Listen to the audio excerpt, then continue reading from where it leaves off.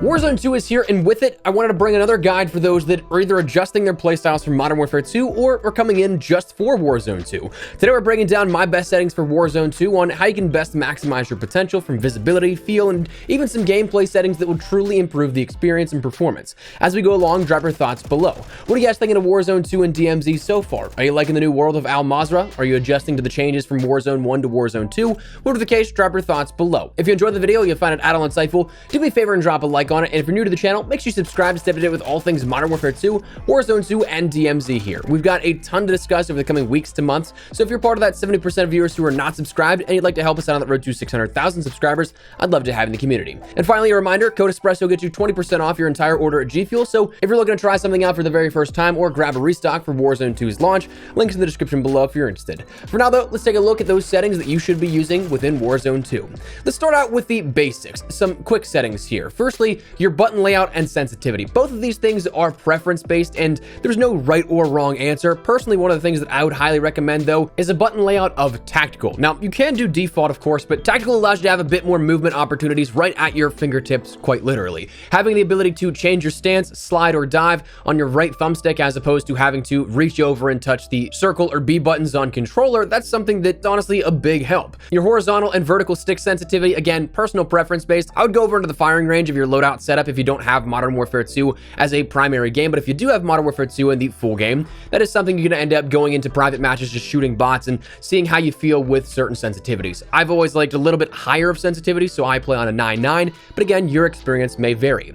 Going down to specific controller settings, a lot of the inputs come down to preference. Do you want vibration on or off? Some controllers don't even have rumble strips in them that vibration would even be a thing. Things like your trigger effects, having full haptics on, that's something that you can do, but it kind of takes away from some of the competitive experience. Maybe it's a little bit more immersive where you have that resistance and feedback like a real trigger, but it's something that really doesn't help you out in securing a kill a little faster. So for that, I'd turn things like that off. But again, all entirely preference based. As are sensitivity multipliers, that's something that it just comes down to playing back into what sensitivity you feel is good for you, and if you want anything that increases or decreases that sensitivity. But your gameplay settings, there's absolutely some stuff that we can recommend here. Things like your sprint behavior, especially in Warzone 2. Al Mazrah is a big map. I personally like auto tac sprint just so I can get across the map a little faster. For those of you guys that don't know, you can end up meleeing and it will reset your tac sprint so you can kind of not have so much chain-based movement like slide canceling, but it at least allows you to have more sprint time than not. Weapon mount activation, the default for me has always been just the best one, ADS plus melee. I tried it a little bit with the setting of ADS, but I just kept mounting to things that I didn't want,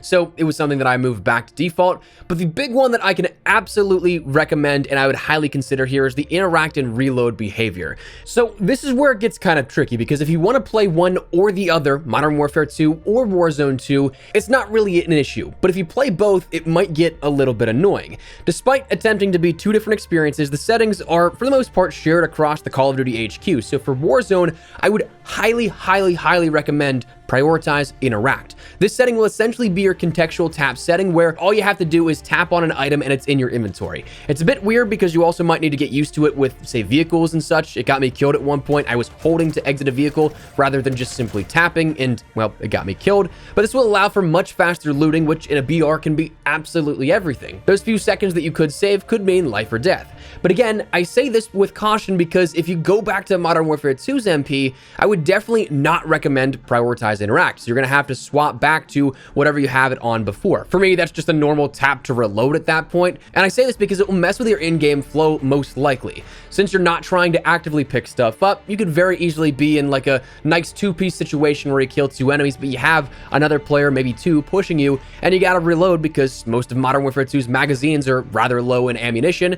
You're in that pinch situation, and instead of going to reload, you pick up a weapon you didn't want. So that's something to consider, that unfortunately this is shared across Modern Warfare 2 and Warzone 2. So just be conscious of that. Armor plate behavior, this is one that is, again, a little bit preference based. Apply one will allow you to cancel if needed. So if somebody's like pushing up a stairwell or something like that and you need to get your gun back up as opposed to plating up one more time. But apply all may be nice if you just want to interact with the buttons once and be done with it. Now, your advanced settings, aim assist type is the first thing we'll come across here at this. I actually recently been playing around with the Black Ops aim assist, whereas opposed to normally I was just playing with default. I'd heard some people say that since the launch of Modern Warfare 2, Black Ops has been slightly adjusted. Haven't been able to quite test that and find out the definitive, but again, this one's a bit more personal preference based, though I don't think you can go wrong with either Black Ops or Default. Now, with the Season 1 update and the launch of Warzone 2, gyro aiming is something that is new, but that's something that probably a lot of people will not have access to. It's something that I think may be exclusive to the PlayStation 5 controllers, where the movement of your controller can dictate how some of that aiming works. To me, the concept of that has always kind of felt unnatural. I don't play around with that at all, but just personal preference based, you can tweak that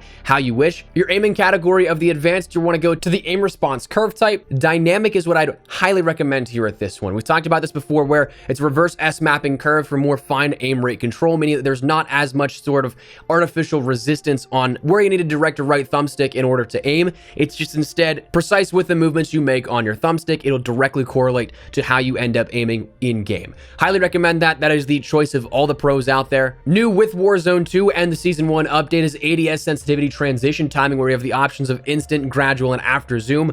Personally, I'd still recommend instant. Gradual allow that sensitivity multiplier to progressively be applied when you go from hip fire to fully zoomed in, and then after zoom is just something where it is applied after fully zoomed, so a slight delay on that altered sensitivity that is not your base regular sensitivity. Your dead zones, this is honestly something that is definitely preference based. It's really based on your hardware, your actual controller that you're using. If you notice any stick drift, it is something that you'll want to play around with this to mitigate that. Increasing that value applies more, again, maybe artificial resistance so that your controller doesn't drift in that manner. Instead, it needs a little bit more pressure one way or the other to end up realizing, hey, there's input on this, we should probably be moving. So again, it kind of just accounts for a little bit more maybe hardware failure in that regard. We're gonna breeze through some movement behaviors here. Your auto move forward off, tactical sprint behavior, double tap. But again, if you have your sprint behavior set to auto tac sprint, doesn't really matter. It's a bit more inconsequential. Grounded mantle, you want that off. Your automatic airborne mantle, you want that on partial so that it only catches you if you're going to fall, but you can also turn that off if you'd like.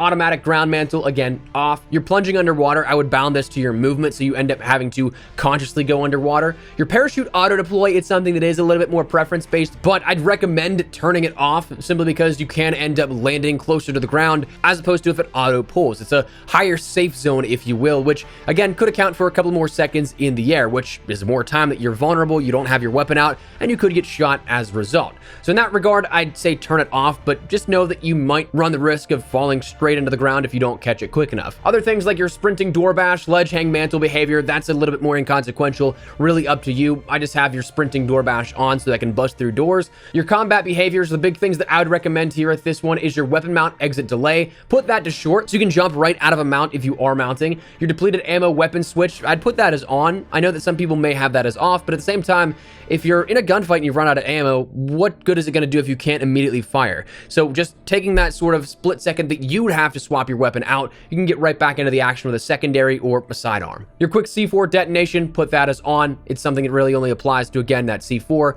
but it is something that can help out. Now, graphics settings, this is something we'll start out talking about console, but then jump over to a little bit of PC settings as well, simply because PC has a lot more that you can end up changing in regards to customization and can truly actually help out some gameplay performance. Now, for your world and weapon motion blur, I would highly recommend turning those off. It is something that, yes, can make it a little bit more cinematic that you have that motion blur on, but when you're trying to pan from, say, left to right or right to left, and you're trying to do that quickly, you're not going to spot an enemy in that blur as opposed to if it's off. You can see the character model way more clearly. It's way sharper in that image if you do not have that blur on. And again, spotting players in a battle royale is just about everything. So you want to make sure that you have those turned off. Film grain, I'd put that down to 0. Again, it tries to make it a bit more cinematic, but I think it just makes the image noisy and it's not necessary. Depth of field is perspective based, actually almost to a literal degree. It is something that if you want to have some blurred peripherals and you can end up just laser focusing on what you're aimed down sight on, you can have it on, but if you want it off, you'll see everything a little bit clearly, even those peripherals. For console players in the Warzone experience, finally we have field of view that you can play around with. Again, as with Modern Warfare 2, this is absolutely preference based, but it is something that I kind of found the sweet spot beforehand.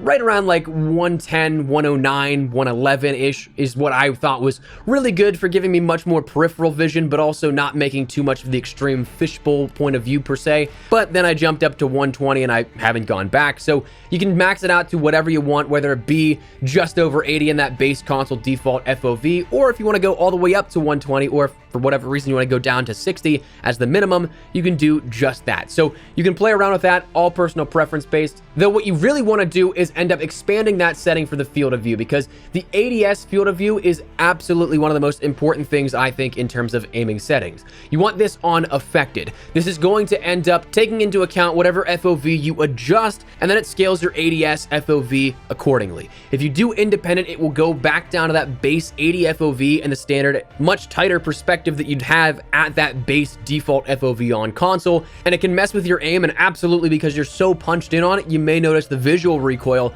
a lot more than if it was on affected. So highly recommend putting it on affected here for this one. If you want a bit more peripheral vision, you can end up changing the weapon field of view to wide, where the weapon looks a little bit smaller and you end up seeing just a bit more of your perspective. But again, that one is a little bit less important. I would change your first person camera movement down to least. That is something that adjusts the screen shake accordingly. Doesn't get rid of it entirely, but it puts it on the most minimal setting here, that it allows you to know that there is something like a streak or an explosive incoming and happening there, but also not really making it to the point where you might be motion sick. That also is something that I think gives just a little bit more of a competitive advantage as well. The third person default spectator cameras, those are entirely preference based as well. Now, jumping over to the PC side of things, again, we talked about how there's a lot more customization and options here on the PC end for your graphics and display settings. Firstly, to start out with some VSync stuff. This will be something that matches your frame rate to whatever you have on your max frame rate of your monitor. So you'll end up being able to prevent screen tearing, but at the same time, you'll be inviting a little bit of some input lag. So that's something to consider, that you can end up clearing up some of that visibility if you have any issues where screen tearing is an issue for this, but you got to be careful of that trade-off. Your custom frame rate limit is entirely preference based, just based off of what your system can handle and also what your monitor can end up outputting as well. So bear that in mind. Jumping to the quality tab though, this is where we can jump into some really big stuff. Now, your quality presets, this is something you can just mess around with, and again, find what works best for your system. A lot of this is hardware specific, system specific, and not everything will be fitting like a glove for everybody. Instead, there's going to be some tweaking that does need to occur so that you can end up getting the best experience possible. But one thing that I really do recommend here is the upscaling and sharpening. Personally, if you have an NVIDIA RTX card, I'd highly recommend NVIDIA DLSS. You can use Fidelity XCast, you can end up using the image scaling, but for me, I've found the best success with the NVIDIA DLSS. Now, this is something that will really help you out if you play at higher resolutions, 1440p, 4K, and if you're a maniac and you play at 8K, these can all help you out as well. 1080p, we can kind of skip ahead a little bit because a lot of this stuff really doesn't adjust too much. But for your NVIDIA DLSS presets, you have quality, balanced, performance, and ultra performance. Now, quality and balanced will be your things that you can end up playing around with at like 1440p. Performance is something more so geared towards 4K, and ultra performance is something that's more so geared towards 8K. Though, as we mentioned in our Modern Warfare 2 settings, the unfortunate part is that it really doesn't specify that too much in this game and in Warzone 2. In prior games, Vanguard and Cold War, if I'm not mistaken, they did lay that out specifically, where it gave you a bit more first-hand understanding of what these actually did in a gameplay environment. But again, depending on what resolution you play at, this can end up granting you anywhere from like 10 to 40 extra frames per second, which is pretty good in a competitive environment. So again, if you have an RTX card, I'd recommend checking out these settings. Your details and textures, again, if you're trying to get some frames back, this is absolutely something you can play around with. You want to look for things that have a medium to high effect on your VRAM and CPU. So big ones right off the bat are things like your texture resolution. Having those at certain settings will absolutely eat into your frames per second. Your spot cache is another one that will do that, but you can also change things in shadows and lighting, like particle lighting, like your shadow map resolution, your screen space shadows, that you don't really need to have those all ultra or high, but you can if you want. And finally, coming back to some post-processing effects, your NVIDIA Reflex low latency. This is something that, again, plays in with helping to boost your performance a little bit. It's a system that will increase PC responsiveness. For this, I'd recommend on or on plus boost. Again, minimal differences between the two, but it is system specific. Jumping to some audio, this again is all preference based and really what you end up having at your disposal, whether you're playing on a TV, whether you're playing on some speakers, or if you have a studio headset, that will really all dictate the audio mix that you want to be using. I've personally found home theater to be a pretty solid mix. Your volumes you can change how you'd like. Your music volume you can turn all the way down if you're not really into it. Again, honestly, sometimes the music plays at some inopportune times, so that's something that I don't quite mind decreasing. Your master, dialogue, and effects volume I'd absolutely keep up. Your dialogue volume, sometimes your characters will call out where enemies may be, so if you don't hear that, it's a free tip that you'll end up missing out on. Voice chat, this is really all up to you. It's something that, again, as we talked about, voice chat can absolutely give away that there are enemies in your area. but at the same time, a lot of voice chat can turn real toxic real fast. So it really comes down to if you want to hear that or not.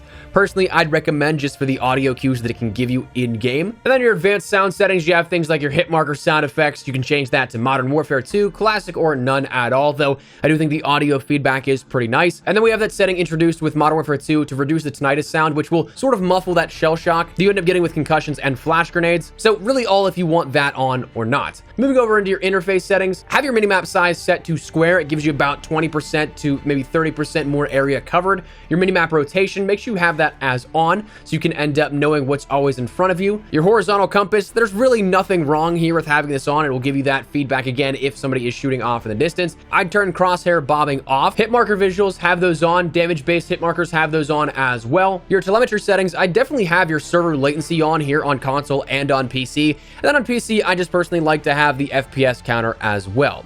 Though you can, of course, in the PC settings, change quite a bit more. You have things like packet loss, your GPU temperature, your time, your clock, your VRAM usage, your processor and CPU time, and other things like that. So you have a lot to work around with here. But beyond that, the final things I'd say are to turn off tooltips and your gameplay tips. Those just get intrusive, especially in your first couple of games of Warzone 2. So turn those off. You know how to play the game. You don't necessarily need those. And that is essentially the best settings that I would recommend here for Warzone 2 and DMZ. So that said, a little bit different than what we had with Modern Warfare 2. Not everything is exactly the same as a couple of weeks ago, but some definitely things you really want to know and take advantage of. So that said, that's what we're going to call it. I'd love to get your thoughts and feedback down there in the comment section down below. What do you guys think of this? Are you liking what you've seen so far out of Warzone 2 and DMZ? Whatever the case, drop your thoughts below. But if you enjoyed the video, I found it at all insightful, do me a favor and drop a like on it. And if you're new to the channel, make sure you subscribe so you don't miss a single thing regarding all things Modern Warfare 2, Warzone 2, and DMZ. We've got a lot upcoming, so make sure you're here for all of it. That said, thanks so much for watching. My name is Espresso. I'll see you guys later. Take care and peace.